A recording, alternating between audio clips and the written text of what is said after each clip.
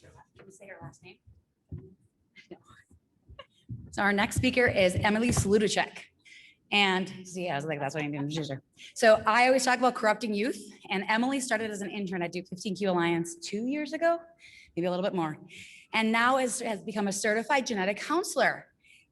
And we're so proud of her. So she's at the Baylor College of Medicine, but as part of her dissertation, she did a study on understanding your genetic report and what that means for your anxiety and understanding all those things. So I'll hand it over to Emily. All right, so I am joining you guys virtually. Unfortunately, I am still stuck here down in Houston. Is someone able to let me know if you guys are able to hear me correctly? We can hear you. Yes, everything sounds great. Perfect, thank you. So I'm gonna go ahead and start sharing my screen here.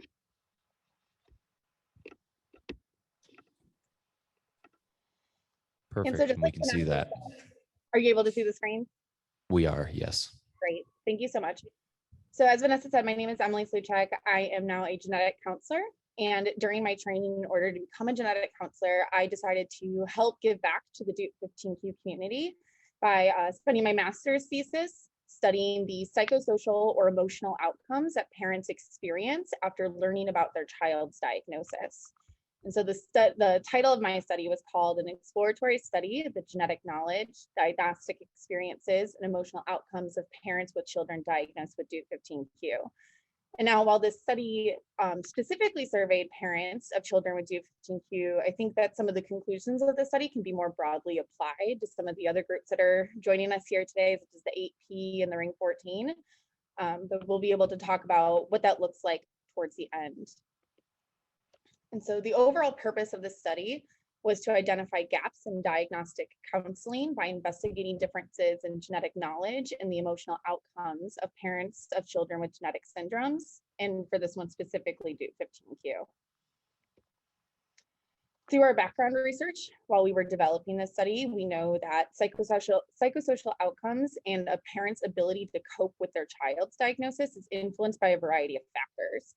One of which being the genetic knowledge surrounding the diagnosis that the parent possesses, the diagnostic experience that the family goes through, and the psychosocial support that the family receives. When we break down these different experiences, such as the genetic knowledge, we know that that's also complicated by complicated medical management. So the amount of genetic knowledge that parents have or retain can be influenced by almost an information overload, which is oftentimes something that happens when your child has a complicated medical diagnosis. And this complicated medical diagnosis can also increase psychosocial distress within families. And whenever I say psychosocial, that usually just means emotional outcomes, or as Vanessa mentioned earlier, anxieties. We also know that about 50% of any information retained in any type of medical setting is actually accurate. And only when surveyed following a doctor's visit, only about 20% of information is actually even retained. So in total, about 10% of what parents learn in counseling sessions or just seeing a doctor is actually accurate when they're asked to repeat it later on.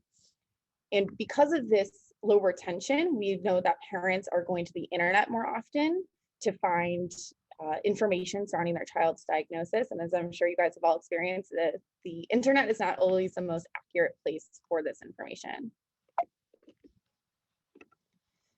When we talk about diagnostic experience, a couple different things go into this, such as the length of the diagnostic journey or how long it took you to receive a diagnosis for your child, the actual result disclosure, so the counseling that you received and the provider knowledge that that provider actually had. We also know that when we talk about copy number variants or differences in larger pieces of chromosomes, the type of duplication or deletion has an influence, as well as whether or not the genetic diagnosis was inherited or de novo or new in the child. We know that the parent's ability to cope with their child's diagnosis is decreased when they have a negative results disclosure experience. It's also decreased when the genetic disorder is considered to be inherited. When we think about psychosocial support, many different articles have surveyed parents and what they felt that they needed following their child's diagnosis. Most of the time, this is split between informational needs and psychosocial needs, but the majority of it was parents were requesting more psychosocial support. This included support when it comes to confronting the guilt they felt surrounding their diagnosis, as well as general support from healthcare providers, including more empathetic responses and support resources. So being able to connect families with support groups and advocacy groups, such as the ones that are hosting this conference today. So more specifically, our project aimed to describe the parental knowledge of inheritance patterns and reproductive risks of Dup 15q, as well as describing the guilt and blame experienced among these parents. We went about this, as some within the community might remember, through a survey that was sent out. Our data collection period lasted from September of 2020 to March of 2021. So it is important to note that this did go through the period of COVID. All of our data was de-identified, so none of the responses can be linked back to the participants. And our surveys were conducted on an online platform through Baylor. Our inclusion criteria included the biological parent of a child with Dup 15q. We did require the parent to be biological, simply because we were going to be asking about guilt and blame associated with inherited Dup 15q or also reproductive risks. And in order to get an accurate representation of that, the parent would have to be the biological parent. We also asked that our participants were English speaking, simply due to funding for this project, that they were legal adults, and that the child was molecularly diagnosed with Dup 15q within the past 5 years. And that 5-year cap was really put on there just to help compensate for the changes in genetic testing and the advancements, and hopefully have most of the families included had the same type of genetic testing. We recruited from the Dup 15q Alliance using their research registry called the LADDER, which is short for Linking Angelman and Dup 15q Data for Expanded Research. And this was all managed by RTI, which is an independent research management company. You heard me throw around the word diagnostic experience or diagnostic journey earlier in this talk. And the way to we really broke this down within our survey is we wanted to know what was the provider's specialty for the provider who ordered the genetic testing for the child, or who also counseled on the results. And that's because we wanted to really separate out whether or not families were seeing genetics providers or if they were seeing other specialties. We also wanted to know whether or not the parents actually had counseling regarding their child's diagnosis, whether or not it was an interstitial or isodicentric duplication, whether or not it was maternally or paternally inherited, and whether or not the parents found out if it was inherited or de novo. And for the purpose of this study, we did define what counseling actually meant, because we know that not everyone gets access to something such as a genetic counselor in their diagnostic journey. And so for the purpose of this study, counseling was a conversation in which a healthcare or support group professional spoke to the parents about their child's diagnosis. The conversation often involves information about the symptoms associated with the diagnosis, the genetic inheritance pattern, medical management, and also recurrence risk for future children. And so in order to gather parental genetic knowledge, we asked a variety of questions that focused on basic genetic concepts or just generalized genetic concepts, as well as questions more specific to Dup 15q, such as recurrence risk questions. So things that might change between different disorders, but we wanted to really make sure that the parents had an understanding of their child's specific genetic diagnosis. And so this is just an example of some of the questions that we asked, such as, are all serious diseases inherited? Do parents pass both or one copy of each chromosome to their child? Can healthy parents have a child with an inherited disease, and so on and so forth. Again, we asked about the very specific recurrence risks for Dup 15q. So what was the chance of them having another child, their child having a child with Dup 15q, or an unaffected sibling having a child with Dup 15q?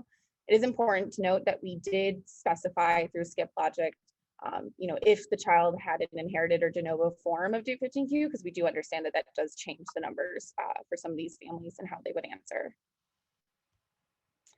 And we took all the answers to these questions and we calculated out as either low or high genetic knowledge. And this is not a hard or fast, whether or not a parent actually has good or bad genetic knowledge, just what we use for statistics. And we decided that an answer, 9 out of the 11 correct answers would result in high knowledge, whereas anything less than 9 correct answers out of 11 would result in low knowledge. We surveyed emotional outcomes on scales. So an example would be, we asked parents about guilt. So we said that sometimes parents feel guilty about a child's illness. Then we asked how guilty that parent felt about their child having their genetic diagnosis. And parents were able to answer on a scale of 0 from not guilty at all to 5 extremely guilty. We asked similar questions for any blame that parents may have placed on themselves in the past, as well as any blame that they might have placed on a partner, so the other biological parent of the child in the past. For all of the blame questions, we also asked how they felt currently, so whether or not they were currently placing blame on either themselves or their partner, and also whether or not they felt as if their partner had placed any blame on them in the past. So here's where we ask the current blame placing. And the way that we dealt with this data is we decided that a score of 3 or above, so if someone had selected a 3, 4, or 5, we assessed them to having experienced significant emotional outcomes, so whatever that emotional outcome was, whether or not it was guilt or blame, anything less than a 3 being less significant emotional outcomes. So understanding that there still is an emotional response, but just for statistical purposes, 3 to 5 was considered more significant. And so what we were able to find after everyone took our survey for us, so we did end up sending out around 450 surveys, and we got 29 total responses that we were able to fully analyze, which resulted in a response rate of 6.3%. We were able to grab a lot of demographic data. We had a fairly good spread in parental age, which we were happy with, as well as an educational spread, although I will comment that most of our respondents tended to have advanced or higher levels of education. And we were able to actually survey parents from all different types of locations across the United States, so urban through rural. When we asked parents who they're ordering, so their genetic testing ordering provider was, we actually found that the majority of our respondents, so 31%, had their genetic testing ordered by a neurologist, which is not surprising, as I'm sure many of you know that some of the first manifestations of Dup15q might be seizures or autism spectrum disorder. But we were happy to see that the next largest piece of the pie was actually 24%. So if you were to lump genetic counselors and geneticists together, 24% of our population saw a genetics provider as their ordering provider. And so we were surprised because even though a majority of our population saw a neurologist first, for those who did receive diagnosis counseling, actually all of our participants had received that counseling from a genetics provider. So whether it be a geneticist on their own, a genetic counselor on their own, or the two combined. We found that not everyone did actually receive such counseling, so only about 55% did. And those who did receive counseling, a majority of our participants received it within a few weeks, although we do know that some individuals have to wait sometimes up to more than a year. We were also surprised to find that most of these children were actually diagnosed greater than 3 years of age. And I think that says a lot about just the access to genetic testing and access to providers who are ordering the right test and recognizing the right signs and symptoms. Oops, sorry. We did find that about 17% of our population had an inherited form of Dup15q, whereas majority of our population their child had a de novo form, which is not surprising because as the speaker before me mentioned, the more common form of Dup15q is going to be the isodicentric, and therefore the de novo form, or the form that's new in the child. And again, when we lumped the unknown, we actually, for parents who responded as unknown, we went with the most likely cause of Dup15q being the isodicentric or the de novo form, making our inherited 17% and our de novo 83%. When we looked at parental genetic knowledge, we found that a majority of our population, about 72%, had what we classified as low genetic knowledge. We also found that you'll see over the course of the results, when it comes to emotional outcomes, parents were more likely to place an emotional outcome of guilt or blame on themselves than they were to place on their partner. And so you can see it here in these two graphs, the one in the middle and the one on the right. 66% of our population experienced guilt, significant guilt, whereas only 10% reported that they placed a significant amount of blame on their partner. And then when we look into the different subtypes of self-blame, so such as current and past, we found that again, more of our population placed blame on themselves than did not. But we also found out that when we asked parents to report the self-blame that they felt in the past versus currently, that these numbers went from 17 reporting self-blame to 12. And so we believe that that self-blame is decreasing over time, which could be due to a variety of factors. As you can see here, again, as I had mentioned before, most people did not report that they felt as if their partner had placed blame on them in the past. But then also that those who did report it was 6, and then did also decline over time. Again, I think we are assuming that blame felt by parents is higher at the time of diagnosis than it is after being able to cope with that diagnosis. When we looked at the mean guilt, so the just average numbers of the guilt and the blame experienced by parents, we found some very general trends. Most significantly, we found that those reported to have high knowledge were significantly less likely to experience the emotional outcomes, or they reported significantly less feelings of these emotional outcomes.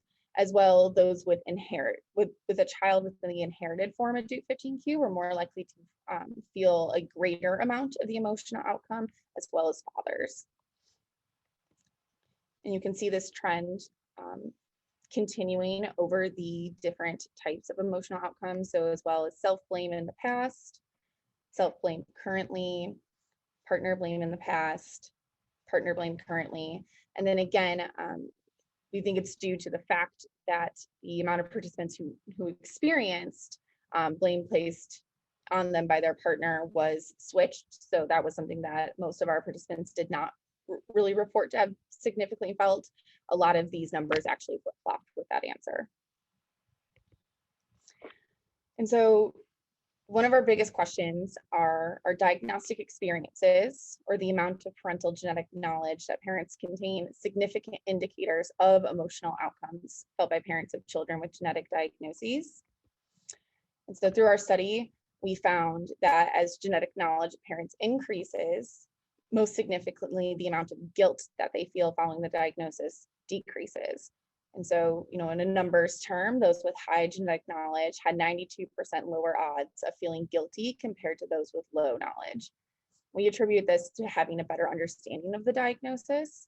And that's mostly because, as we know in Dup15q, it's much more likely to be de novo and not, it's never something due to the parent's fault.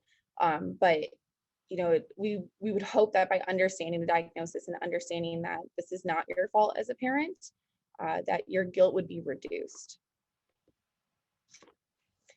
And so we know that low genetic knowledge regarding recurrence risk, the mode of inheritance, and the natural history of the disease could be linked to retention.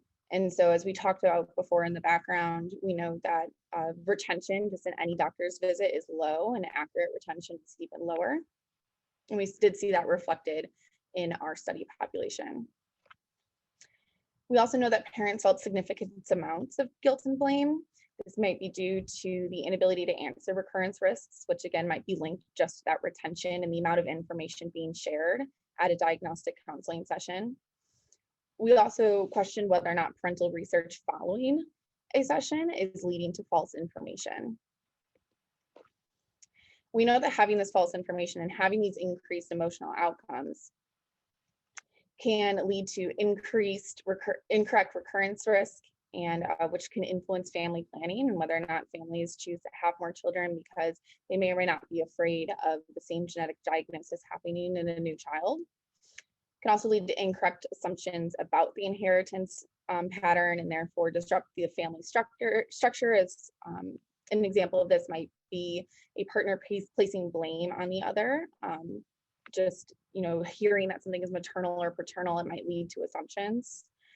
And also we know that overall decreased knowledge increases emotional outcomes, which are never something that we want parents to experience following a child's diagnosis, although it is, I think, unavoidable. So at the time of diagnosis, we know that parents want thorough disease education. They want to be as involved as they can. They want to know everything and be able to take care of their child the best they can. I think probably many people have mentioned it before me today, but parents do end up becoming the experts, even though some of us are trained in genetics, but it's something that happens over time. And so we ask ourselves, is guilt and blame placed on oneself, even when it's not necessarily warranted? Is that a coping mechanism that parents are experiencing? And also some things that might influence increased emotional outcomes are delays in diagnosis and the anxiety that comes along with waiting for your child to get a diagnosis. Parents are obviously very worried when their child's having symptoms, and really being able to find a provider to be able to listen to you, and then just the amount of time that genetic testing can sometimes take. We also know that there might be a lack of psychosocial support that parents are receiving, and that can be peer support, so such as being connected with other families who may have the same genetic diagnosis, or just empathetic responses and support from their providers as well. We know that increased emotional outcomes can lead to mental health concerns in parents, which may also lead to physical well-being concerns, feelings of hopelessness and helplessness, and reduced family structure. So in very severe situations, it may lead to depression, which can lead to less effective parenting, or a parent feeling hopeless and helpless and not feeling as if they can actually care for their child. And so overall, these are obviously not outcomes that we want parents to experience. And so the goal that we came up with following this study is that we need to increase the genetic knowledge of parents in order to decrease feelings of guilt and blame. So we know that the ability to retain information is a linear function of the amount of information given. And so what we proposed following the study is that in order to decrease the amount of people who had low genetic knowledge or increase the amount who have high genetic knowledge, we need to increase the provider knowledge of the disorder, and also possibly implement continued counseling and genetic education past just the diagnosis. And so making sure that providers are giving accurate and compassionate information, as well as repeating this information over multiple visits so that parents are not overwhelmed. In order to address the guilt that parents have experienced, we would like providers to provide appropriate empathy and psychosocial support. So making sure that providers are educated in which support groups are out there, which support groups are appropriate for families, as well as being empathetic in their delivery of a diagnosis.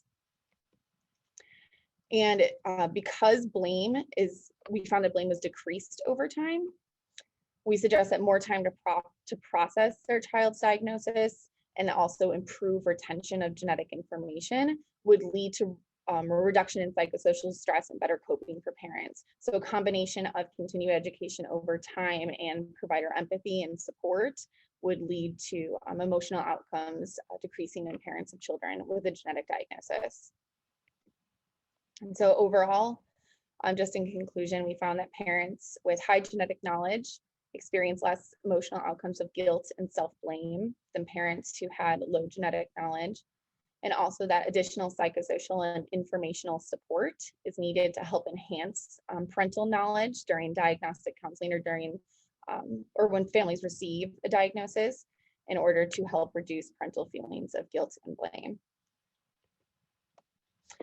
And we hope that the application to providers is that this highlights the importance of information giving and education during the diagnostic counseling sessions, as well as making sure that there's not an information overload. It proposes a need for continued genetic education of parents, as well as highlights the need for additional psychosocial support for families. Overall, I'd like to thank everyone with the Duke 15Q Alliance, especially the families who took time out of their day in the very busy COVID world to participate in our survey, as well as the advocacy group for allowing me to use their research registry, as well as my genetic counseling program for allowing me to give back to this community. And if anyone has any questions, I'd be happy to take them.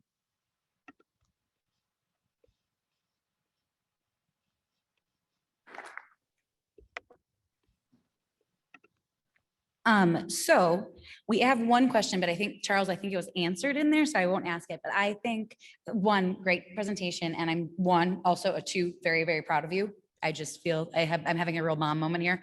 I think we've talked about this, you and I, but I kind of want to have you guys address this to the group.